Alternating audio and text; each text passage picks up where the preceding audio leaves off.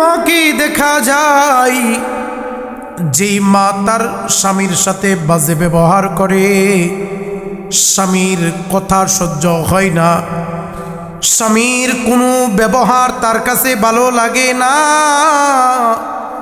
স্বামীর সাথে প্রতিদিন প্রতিনিয়ত খারাপ ব্যবহার করে, বাড়ি থেকে মায়ের কাছ থেকে শুনে আসি সে তার স্বামীর সাথে বাজে ব্যবহার করে।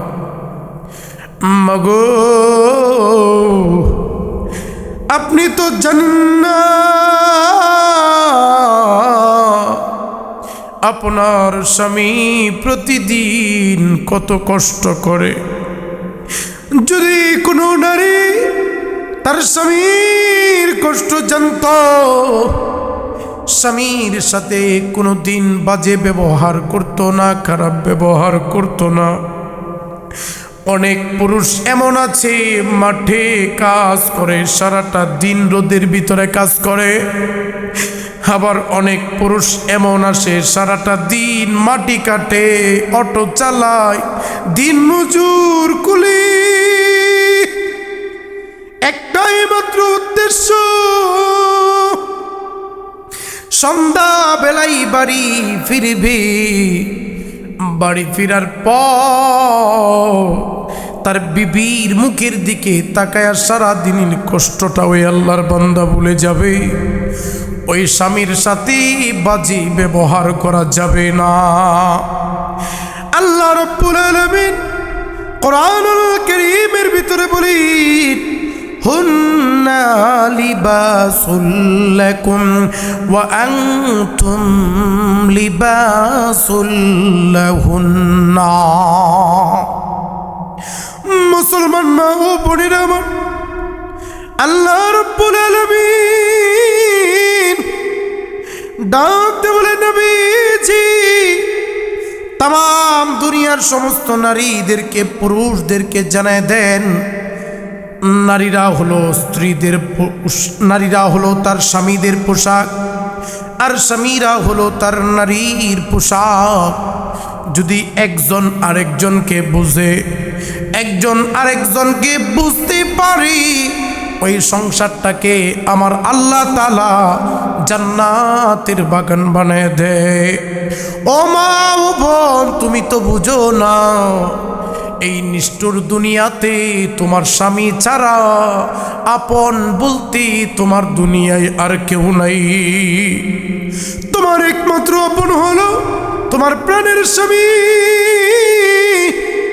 যার স্বামী নাই, সে স্বামীর কদর বুঝি, সেই স্বামীর মূল্য বুঝি।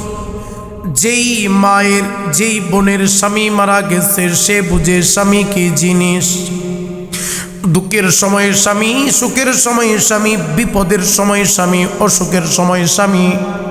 রাত নাই, দিন নাই, সকাল নাই, বিকাল নাই, যখনই আপনি আপনার স্বামীকে ডাক দিবেন, দেখবেন হাজির হয়ে গেছে এমন একজন মানুষ স্বামী।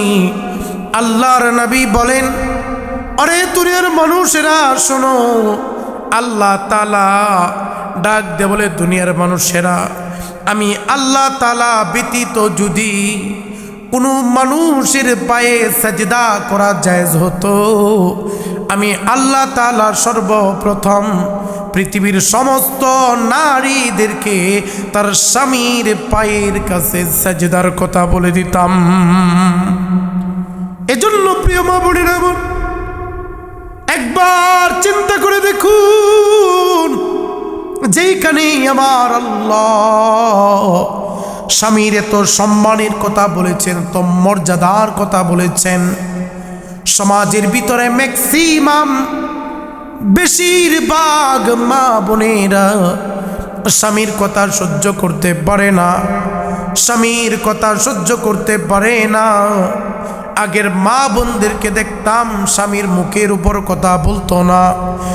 বর্তমান জামানার মা বোনেরা স্বামীকে এতটা বেশি ডিপ্রেশনে রাখে, এতটা বেশি প্যারা দেয়, আমি গণনা করে দেখেছি, রিচার্জ করে দেখেছি, বর্তমান যুগে যত আব্বাজানেরা বাইরা স্ট্রোক করে মারা যায়, একমাত্র কারণ তার বিবি অতিরিক্ত তাকে প্রেশার দেয়।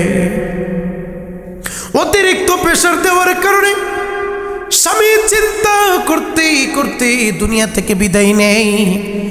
মাগো, আপনি মনে মনে চিন্তা করতেছেন দুনিয়ার সবাই আপন। যেই ব্যক্তির স্বামী নাই সে বুঝি দুনিয়ার সবাই কেমন।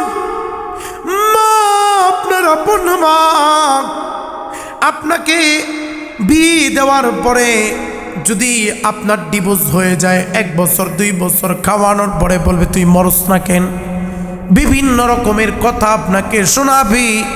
আপনার বোনের বাড়িতে গেলেও ভালোবাসা পাবেন না, ভাইয়ের কাছে গেলেও ভালোবাসা পাবেন না, মায়ের কাছে গেলেও ভালোবাসা পাবেন না। যিনি কোনো দিন আপনাকে অবহেলা করবে না সে আর কেউ নয়, সে আপনার কলিজার টুকরা স্বামী। ওই যে কিছুদিন আগে বাংলাদেশের একটা ঘটনা, ও আল্লাহর বান্দিরা, আপনারা সকলে জানেন, এক আল্লাহর বান্দি তার স্বামী থেকে ডিভোর্স নিয়ে নিছে। ডিভোর্স নিয়ে বাপের বাড়ি চলে গেছে। বাপের বাড়ি চলে যাওয়ার পরে 1 মাস 2 মাস 3 মাস বেশি থাকতে পারে নাই। অল্প কিছুদিন যখন চলে গেছে, ভালো লাগে না, মা তাকে সহ্য করতে পারে না, বাবা তাকে সহ্য করতে পারে না, ভাই তাকে সহ্য করতে পারে না, বোন তাকে সহ্য করতে পারে না, বলে তুই বাড়ি থেকে বের হয়ে যা। শেষ পর্যন্ত অপার হইয়া আবার স্বামীর ঘরে ব্যাক করছে বিভিন্ন প্রসেসিংয়ের মাধ্যমে। কিছুদিন আগে আমার কাছে এক বোন মেসেজ দিয়েছি, হুজুর আমি মনে মনে ভেবেছিলাম আমার স্বামী বোধহয় ভালো না, আমি স্বামীর কাছ থেকে ডিভোর্স নিয়ে নিছি। শুধু স্বামীর সাথে ঝগড়া লাগে, কথার কাটাকাটি হয়। স্বামীর কাছ থেকে যখন ডিভোর্স নিয়ে নিছি, বাপের বাড়ি থাকা শুরু করলাম। বাপের বাড়ি 1 মাস 2 মাস 3 মাস এমনি করে 1 বছর যখন অতিবাহিত হলো, আমি লক্ষ্য করে দেখলাম আমার মা আমাকে দেখতে পারে না, আমার বাবা আমাকে দেখতে পারে না, আমার ভাই আমাকে দেখতে পারে না, আমার বোন আমাকে দেখতে পারে না, সবাই আমাকে খোঁটা দেয়। আমি অপার হয়ে আবার দ্বিতীয় বিয়া বসলাম। হুজুর আমি যদি জানতাম আমার জীবনটা এত কঠিন হয়ে যাবে, এত কষ্টের হয়ে যাবে, আমাকে যদি আমার স্বামী গলা টিপে হত্যা করেও ফেলতো, এরপরেও আমি আমার স্বামীর ঘর থেকে আসতাম না। এজন্য অনেক মা বোনেরা বুঝে না, আপনার স্বামী কত কষ্ট করি মাঠে ঘাটে কাজ করে। অনেকের স্বামী এমন আছে নিজের বিবির সুখের জন্য, বিবির সন্তানের সুখের জন্য বাংলাদেশ ছেড়ে হাজার হাজার মাইল দূরে সুদূর ইউরোপে চলে যায়, কেউ আমেরিকাতে চলে যায়। যদি তাকে প্রশ্ন করা হয়, ভাইজান নিজের মাতৃভূমি ছেড়ে, নিজের আপন দেশ ছেড়ে, বউ ছেড়ে, সন্তান ছেড়ে, বাবা মা ছেড়ে এত দূরে আপনি কেন? একটা মাত্র উত্তর আসবে, হুজুর আমি চাই আমি আর বিবি, আমার সন্তান, আমার মা, আমার বাবা ভালো থাক। এজন্য আমি নিজের মাতৃভূমির প্রতি মায়া ভালোবাসা আমি বিসর্জন দিয়েছি। এই স্বামীরা কত কষ্ট করে আপনাদের জন্য, প্রিয় মা ও বোনেরা, কত কষ্ট করে তারা মাথার ঘাম পায়ে ফেলে শরীরের রক্তকে পানি করে আপনাকে সুখে রাখার জন্য সুদূর প্রবাসে চলে যায়। এত কষ্ট করে, এত কষ্টের কাজ করে। ওই স্বামীকে যদি কষ্ট দেন, আল্লাহ তাআলা আপনাকে মাফ করবে না। ওই স্বামীর সাথে যদি প্রতারণা করেন, আল্লাহ তাআলা কঠিনকালেও আপনাকে ক্ষমা করবে না। এজন্য প্রিয় আম্মা জানেনা, আমি আপনাদের পায়ের ভিতরে হাত ধরে বলি, স্বামীর সাথে বাজে ব্যবহার করবেন না, স্বামীর সাথে বাজে ব্যবহার করবেন না, স্বামীর সাথে বাজে ব্যবহার বাদ দেন। আমি তো মাঝে মাঝেই ফেসবুকে ঢুকে দেখি এমন অনেক লেকচার আছে, শুধু স্ত্রীদের কষ্টের কথা বলা হয়। আসলেও একজন স্বামী যে একটা সংসারের জন্য কতটুকুন কষ্ট করে এটা আপনি কখনোই বুঝবেন না। আমি আপনাদেরকে বাস্তব একটা ঘটনার সাথে পরিচয় করিয়ে দিই। আপনারা অনেকেই গুলিস্তান গিয়েছেন, গুলিস্তান চিনেন, অথবা বিভিন্ন মার্কেটে গিয়েছেন। ওই মার্কেটগুলোর ভিতরে যাওয়ার আগে দেখবেন মার্কেটগুলোর সামনে কিছু ফুটপাত আছে। ওই ফুটপাতগুলোর ভিতরে দেখবেন পুরনো জুতা পাওয়া যায়। ওই পুরনো জুতাগুলো কোনো মহিলার পুরনো জুতা পাওয়া যায় না, বরং পুরুষ মানুষের পুরনো জুতা পাওয়া যায়। দেখেন পুরুষ মানুষ একটা ফ্যামিলির জন্য কত স্যাক্রিফাইস করি। পুরুষ মানুষ পুরনো জুতা পরে তার বউয়ের জন্য নতুন জুতা গড়ে কিনে নিয়ে যায়, তার বিবিকে পুরনো জুতা দেয় না। অনেক পুরুষ এমন আছে, ঈদের পরে ঈদ চলে যায়, যুগের পরে যুগ চলে যায়, ঈদে একটা নতুন জামা কিনে না, নতুন জামা কিনে পরে না।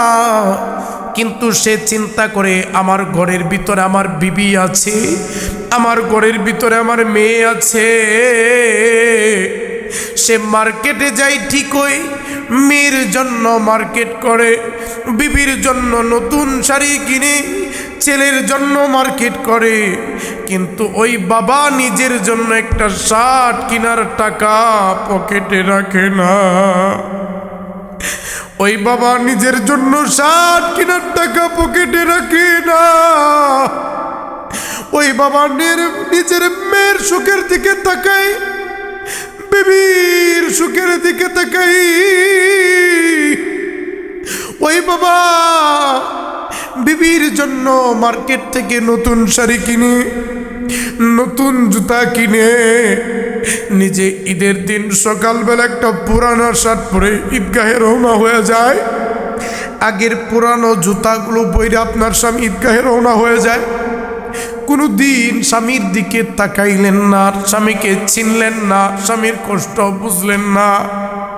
এজন্য প্রিয় মা বোনেরা, আমি আপনাদেরকে বলি, আপনাদের জান্নাত আপনাদের স্বামী, আর আপনাদের জাহান্নাম আপনাদের স্বামী।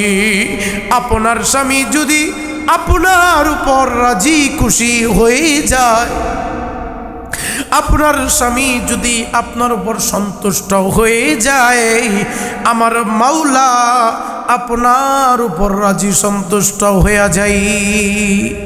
এজন্য প্রিয় মা বোনেরা, স্বামীর সাথে কখনোই বাজে ব্যবহার করবেন না, স্বামীকে কখনো টেনশন দিবেন না, স্বামীকে কখনো অতিরিক্ত প্যারা দিবেন না, স্বামীর কাছে অতিরিক্ত কোনো কিছু আবদার করবেন না। প্রত্যেকটা ফ্যামিলির প্রত্যেকটা স্বামী চায় তার বিবিকে সর্বোচ্চটা দিয়ে সুখে রাখার জন্য। এজন্য প্রিয় মা বোনেরা, আমি আপনাদেরকে বিনয়ের সাথে অনুরোধ করব, আপনারা আপনাদের স্বামীর সাথে কখনোই বাজে ব্যবহার করবেন না। আল্লাহ তাআলা আমার মা বোনদেরকে ইসলামের জন্য, স্বামীর খেদমতের জন্য কবুল করে নিক। আমরা সকলে পড়ছি আমিন।